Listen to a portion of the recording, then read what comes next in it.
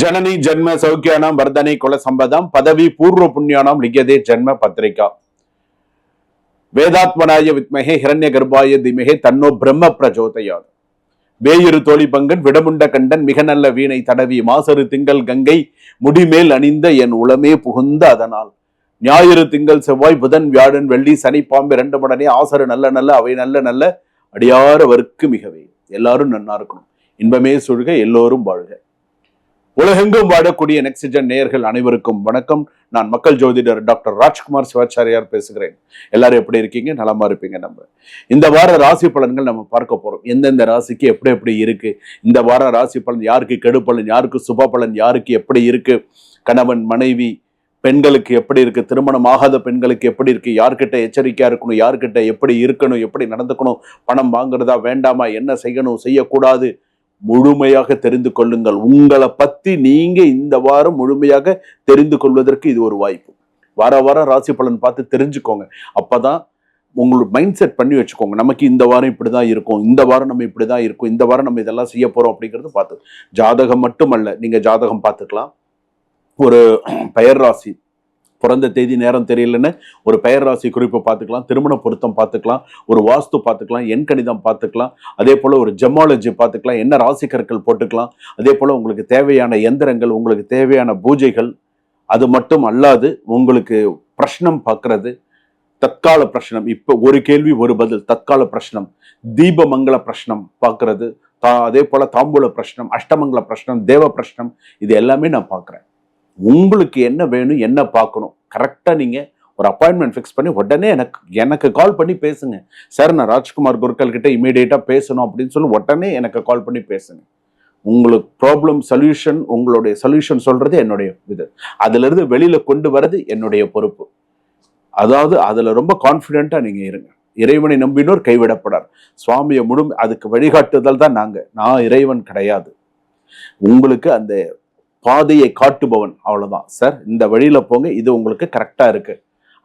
அதாவது சொல்லுவாங்களா, தெய்வானா மனுஷ ரூபானா, மனித ரூபத்துல அசரீரமா நீ தசை உனக்கு நல்லா வருதுன்னு சொல்றாங்க இல்லையா, அதுதான். அதனால நல்லா ஞாபகம் வச்சுக்கோங்க. ஒரு விஷயம், இன்னொரு விஷயமும் நான் இதுல பதிவு பண்ண விரும்புறேன். அதாவது உலகத்துல கடவுள் இல்லைன்னு சொல்றவனையும் நீங்க நம்பலாம், கடவுள் இருக்கான்னு சொல்றவனையும் நம்பலாம். ஆனா நான் தான் கடவுள் சொல்றவனை மட்டும் நம்பக்கூடாது. அதனாலதான் இறைவன் மிகப்பெரியவன். நல்லா ஒரு ஒரு துரும்பு நல்லா வழிகாட்டுறேன் உங்களுக்கெல்லாம். ஒரு பிரம்ம வித்தை கற்றவன் சொல்லுவாங்க, உங்களுக்கெல்லாம் வழிகாட்டுறது தான் என் வேலை. நீங்க நல்லா இருந்தா என் மனசுக்கு சந்தோஷம், அவ்வளவுதான். நீங்க சந்தோஷமா இருந்தா எனக்கு நல்லது, என்னுடைய ஆத்மா நல்லபடியா இந்த பூமியை விட்டு போகும். சரிங்களா? துலாம் ராசி நேயர்களே, துலாம் ராசிக்கு எப்படி இருக்கு? இந்த வாரம் நீங்க எல்லாரையும் திருப்திப்படுத்தணும்னு நினைப்பீங்க, சந்தோஷப்படுத்தணும்னு நினைப்பீங்க. ஆனால் அது முடியாது. அந்த மாதிரி எல்லாம் வேண்டாம். உங்களுக்கு என்ன நினைக்கிறதோ, உங்களுக்கு என்ன கிடைக்கணும்னு நினைக்கிறீங்களோ அதை மட்டும் நீங்க பண்ணுங்க, வேற எதுவும் வேண்டாம். அதே போல அலுவலகத்தில் முக்கியமான பேச்சுவார்த்தை உங்களுக்கு சாதகமாக முடியக்கூடிய வாய்ப்பு உண்டு. லீவு கிடைக்கிறதுக்கான வாய்ப்புகள் உண்டு. வெளியூர் போறதுக்கான வாய்ப்புகள் நிறைய வரும். தேவையில்லாத பிரச்சனையில நீங்களா போய் மாட்டிண்டு உங்களை கூப்பிட்டு பேசுற அளவுக்கு, கண்டிக்கிற அளவுக்கு நீங்க நடந்துக்காதீங்க.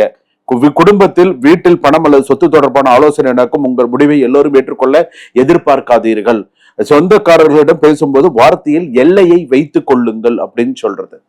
வாடிக்கையாளர்கள் கிட்ட எல்லாம் ஒரு கவனமா பேசுங்க. தொழில் விஷயத்துல ஓரளவுக்கு லாபகரமாக இருக்கும். தொழில் சம்பந்தமான சில விஷயங்கள் சக்சஸ்ஃபுல்லா வரும். துணையின் எதிர்பார்ப்பை புரிந்து கொள்ளாமல் இரு தரப்பை கரெக்டா பேசி கரெக்டா இருந்தீங்கன்னா பிரச்சனை இல்லை. இல்லைன்னா இடைவெளி அதிகரிக்கும். நான் சொல்லுவதுதான் சரி என்ற நிலைப்பாட்டை இது பண்ணினீங்கன்னா சரியா வராது. ஸோ கொஞ்சம் பார்த்துக்கோ. விவாகரத்து பிரச்சனைகள்லாம் இந்த வாரத்துல இன்னும் கொஞ்சம் அதிகமாகவே போறதுக்கான வாய்ப்புகள் இருக்கு, தவிர குறையறதுக்கான வாய்ப்பு இல்லை. அதே போல கிரியேட்டிவ் சப்ஜெக்ட், கம்யூனிகேஷன்ஸ், லா, டிசைன் போன்ற துறைகளில் நல்ல முன்னேற்றம் இருக்கும். இது சம்பந்தமான படிப்பவர்களுக்கு நல்ல சிறப்பான இந்த வாரம் நல்ல அதிகமா நிறைய நல்ல விஷயங்கள் நடக்கும். இந்த வாரம் நீங்கள் தவிர்க்க வேண்டியது எல்லோரையும் சமாதானப்படுத்த முயற்சித்தல் வேண்டாம். பிறர் சண்டையில் நடுவராகி நிற்கிறது வேண்டாம். அவசர பண முதலீடு வேண்டாம். கோபத்தில் மெசேஜ் அனுப்புதல் வேண்டாம். தெரியாதவரை முழுமையாக நம்புதல், முடிவெடுக்காமல் காலம் கடத்துதல் வேண்டாம். ஸோ இதெல்லாம் கொஞ்சம் கரெக்டா பார்த்துக்கோங்க. மெடிக்கல் இஷ்யூ கூட பாத்தீங்கன்னா கிட்டத்தட்ட 35% உங்களுக்கு மெடிக்கல் இஷ்யூ இருக்கு. அதுவும் லோவர் பேக் டிஸ்கம்ஃபர்ட், அதே போல இர்ரெகுலரிட்டி, ஸ்ட்ரெஸ், இதெல்லாம் இருக்கு. ஸோ கொஞ்சம் பார்த்துக்கோங்க. புதிய அறிமுகம் உங்கள் வாழ்க்கை முக்கிய கதவை திறக்கலாம். ஸோ புதிய அறிமுகம், அதே போல அது வேலை அல்லது திருமணம் தொடர்பாக கூட இருக்கலாம். புதிய அறிமுகம் கிடைக்கிறதுக்கு வாய்ப்புகள் இருக்கு. ஒரு ஆண் நண்பரால் உங்களுக்கு ஒரு கெட்ட பேர் வரும். ஸோ கொஞ்சம் கவனமா இருங்க. அதாவது துளாராசி பொறுத்தளவுக்கு நான் இன்னொரு விஷயமும் சொல்லுவேன், இனிய உளவாக இன்னாத கூறல் கனியிருப்ப காய்ந்தவர் அப்படின்னு சொல்லியிருக்கு. ஸோ இது வந்து என்னன்னா, துளாராசியின் இந்த வாரத்துல வந்து எல்லாரையும் மகிழ்விக்க நினைக்காதே, அதுக்காக நீ ஓடாத. உங்கள் மதிப்பை குறைத்து வாங்கும் சமாதானமே அல்ல. இந்த வாரம் யாரை காப்பாற்ற வேண்டும் என்பதை காட்டிலும் உங்கள் எல்லையை நீங்கள் காப்பாற்றுவது முக்கியம்.